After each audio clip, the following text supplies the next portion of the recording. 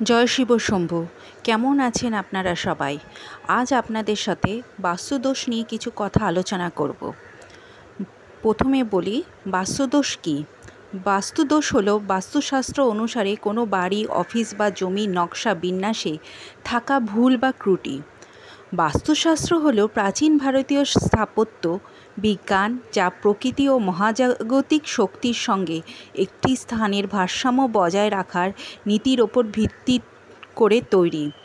সহজ কথায় বাস্তুশাস্ত্র হলো বাড়ির ভেতরে শক্তি প্রবাহে ভারসাম্যহীনতা।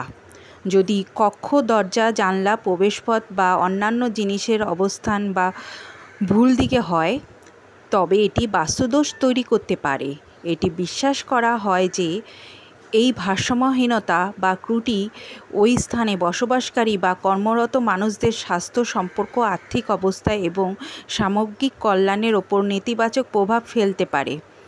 বাস্তুদোষের কিছু সাধারণ কারণ। বাস্তুশাস্ত্র অনুযায়ী কিছু সাধারণ ত্রুটির কারণে বাস্তুদোষও হতে পারে।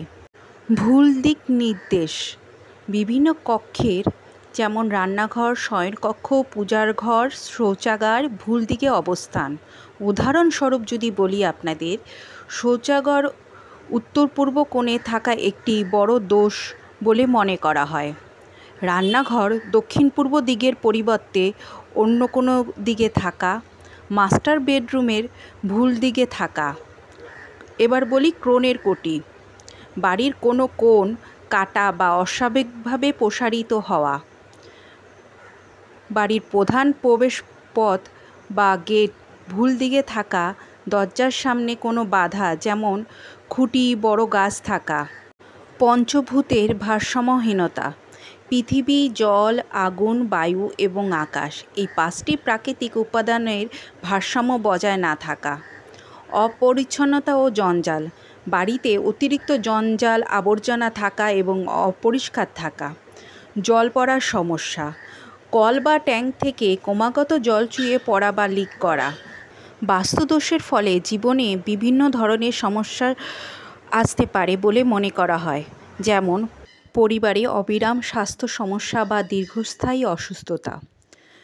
দম্পতি বা পরিবারের সদস্যদের মধ্যে সম্পর্কে টানাপোড়েন, ঝগড়া বা ভুল বোঝাবুঝি। মানসিক চাপ, উদ্বেগ বা শান্তির অভাবও হয়। কর্মজীবন বা ব্যবসার বাধা। কঠোর পরিশ্রম সত্ত্বেও সেরূপ ফল পাওয়া যায় না। এছাড়াও আর্থিক ক্ষতি, ঋণ বা আয়ের অস্থিরতা। বাস্তুদোষ নিবারণের কিছু সহজ প্রতিকার। যদি আপনার বাড়িতে বাস্তুদোষ আছে বলে মনে হয়, তাহলে বাস্তু বিশেষজ্ঞদের পরামর্শ নেওয়া যেতেই পারে। তবে কিছু সহজ প্রতিকার আছে যা ইতিবাচক শক্তিকে বাড়াতে সাহায্য করতে পারে। পরিষ্কার পরিচ্ছন্নতা। বাড়িকে সবসময় পরিষ্কার পরিচ্ছন্ন রাখুন এবং জঞ্জাল জমতে দেবেন না। এটি ইতিবাচক শক্তির প্রভাব বজায় রাখতে সাহায্য করবে। বাড়ির প্রবেশপথকে সজ্জিত রাখুন। প্রবেশপথে স্বস্তিক, ওম বা উইনচ্যাম ব্যবহার করা যেতে পারে। আয়নাকে এমনভাবে স্থাপন করুন যাতে তা ইতিবাচক শক্তিকে প্রতিফলিত করে। খেয়াল রাখবেন শোবার ঘরের বিছানার সরাসরি বিপরীতে যেন আয়না না থাকে। যদি কোনো কাজ আপনার আটকে থাকে, আর্থিক ক্ষতি হয়, তাহলে বাড়িতে কয়েকটি ক্রিস্টাল রাখুন। ঘরের কোণে, বাথরুমে বা যেখানে ইতিবাচক শক্তি আছে বলে মনে হয়, সেখানে হিমালয়ান রক সল্ট রাখুন। এটি নেতিবাচক শক্তি দূর করতে সাহায্য করে এবং কিছুটা পরপর বদলে দিতে হবে। কিন্তু বাড়িতে তুলসী গাছ রাখা খুবই শুভ বলে মনে করা হয়, তাই বাড়িতে তুলসী গাছ রাখুন। লিক হওয়া কল বা ট্যাপ অবিলম্বে ঠিক করুন, কারণ এটি আর্থিক ক্ষতি নির্দেশ করে। বন্ধুরা, আজকে এই পর্যন্তই রইল। ভগবানের কাছে কামনা করি আপনারা ভালোভাবে সুস্থভাবে থাকুন।